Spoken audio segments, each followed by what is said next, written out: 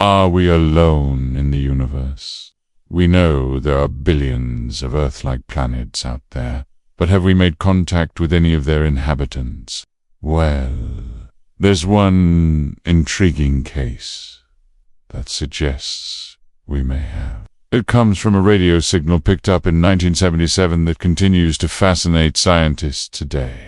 And it might just be our best evidence for little green men. It all started with one man, Jerry Ehman. He was an astronomer working at Ohio State University's Center for Cosmology and Astrophysics. His job was to comb through data gathered by the SETI project, which stands for Search for Extraterrestrial Intelligence. SETI was created in the 60s to try and detect radio signals coming from other civilizations in our galaxy. By the 70s, SETI had begun using the big EAR radio telescope in west central Ohio to scan the skies for these signals. The telescope was over 100 feet across and could pick up radio waves as wide as a house. Ehman was looking through the data it collected when he came across something strange. It was a signal from deep space that didn't seem to be from this world. It turned out to be one of the most important moments in the history of space exploration, but at the time, nobody knew it. It happened on August 15th, 1977, and it only lasted 72 seconds. In that short amount of time, the signal was recorded as being 30 times stronger than any natural radio burst. It came from the direction of the constellation Sagittarius, and had a strength equivalent to 10 trillion suns. Prove. This is why it has become known as the WOW signal. That because when Ehman saw it, he circled the figures in his notebook and wrote WOW in the margin. He soon reported it to his colleagues, Paul Scher and colleague John D. Krauss, who were also searching the cosmos for alien signals. They examined the data themselves and agreed something unusual had happened. Then they looked at what might have caused it.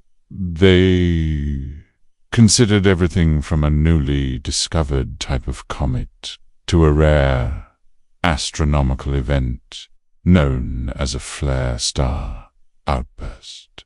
But none of those explanations seemed quite right. And so they did something else. They checked the telescope to see if it had malfunctioned in some way. Perhaps there had been an equipment failure or some human error. But after examining the telescope and triple-checking the readings, they were confident it hadn't been any of those things. So they had to conclude that the WOW signal had come from somewhere outside of planet Earth.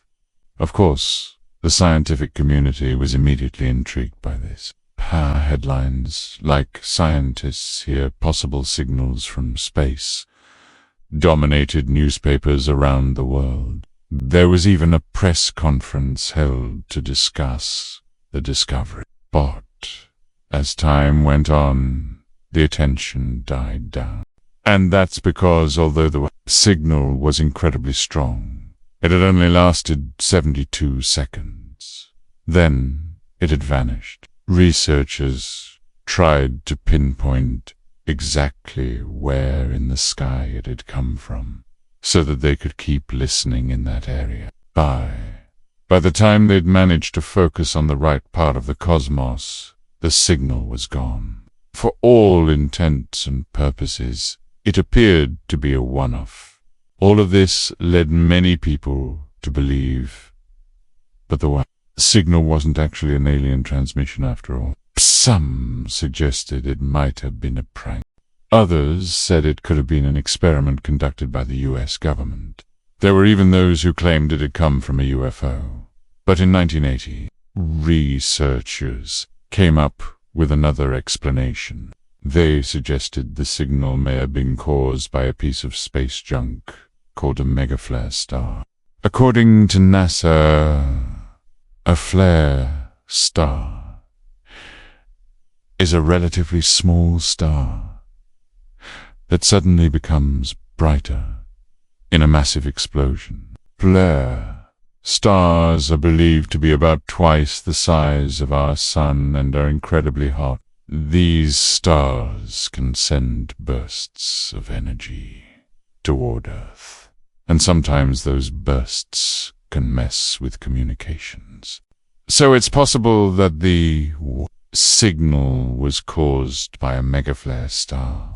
After all, the star outburst hypothesis fits well with the fact that the signal only lasted 72 seconds.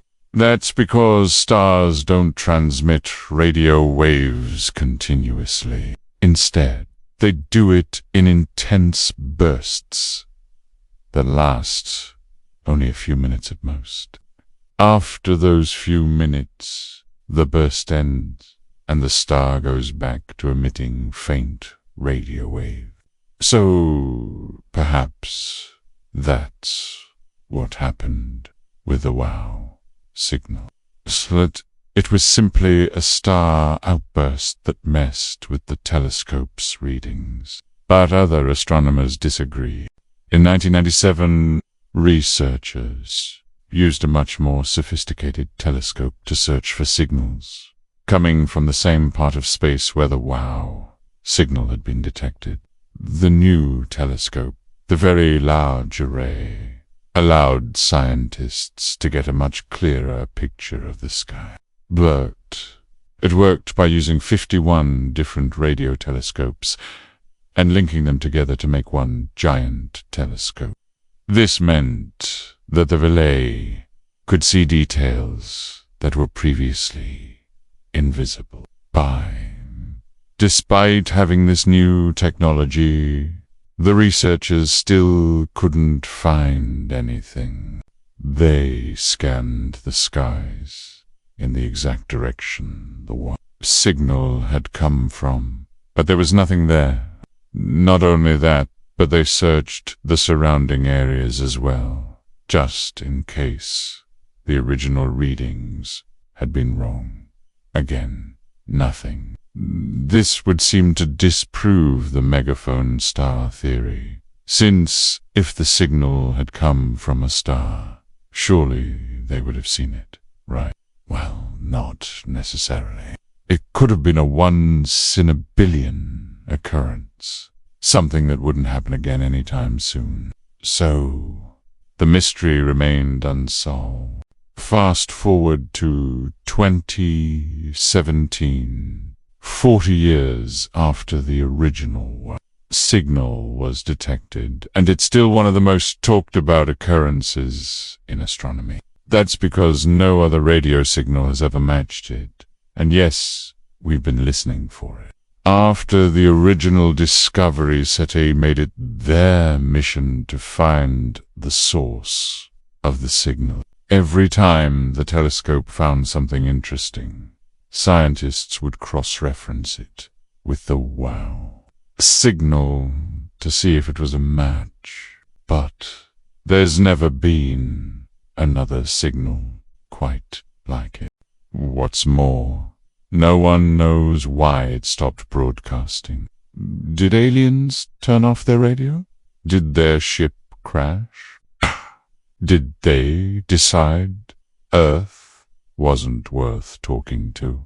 Or maybe it wasn't aliens at all. Maybe it really was just a once-in-a-billion megaphone star that coincidentally gave us a false hope of making first contact. The thing is, we can't rule out either possibility, and that's what makes the WOW signal so fascinating. It's one of the only pieces of evidence we have that there might be life out there. Of course, the signal could have come from something else, some kind of anomaly that science has yet to explain.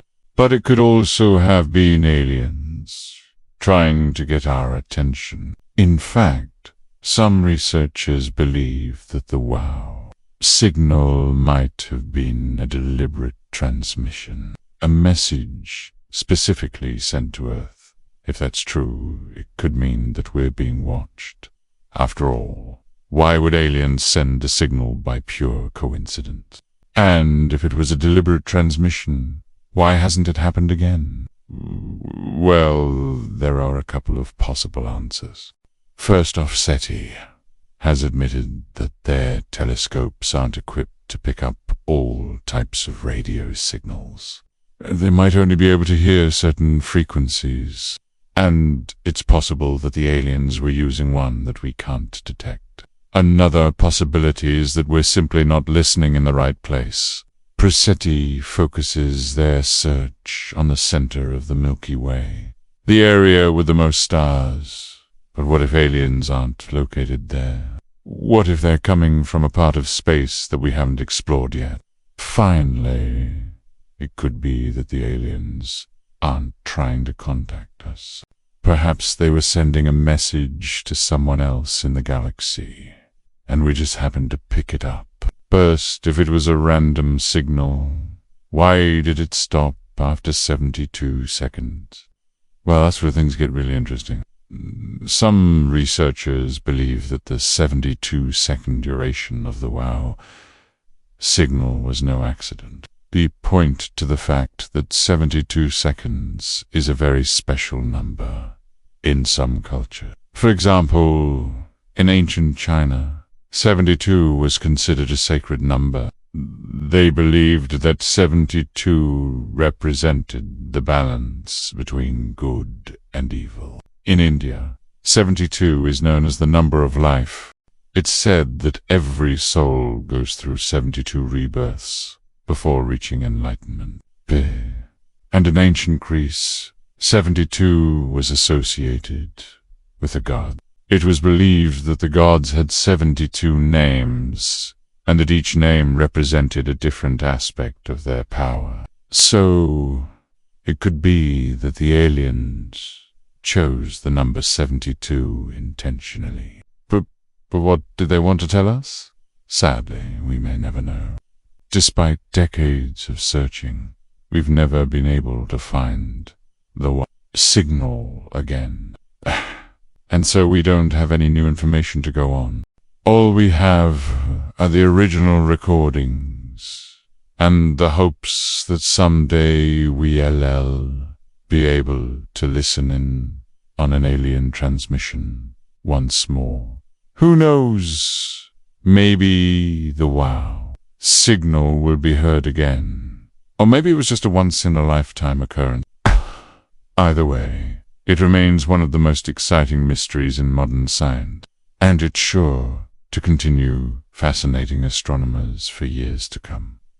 I hope you enjoyed this mystery. Hit like, drop a comment, and subscribe for more.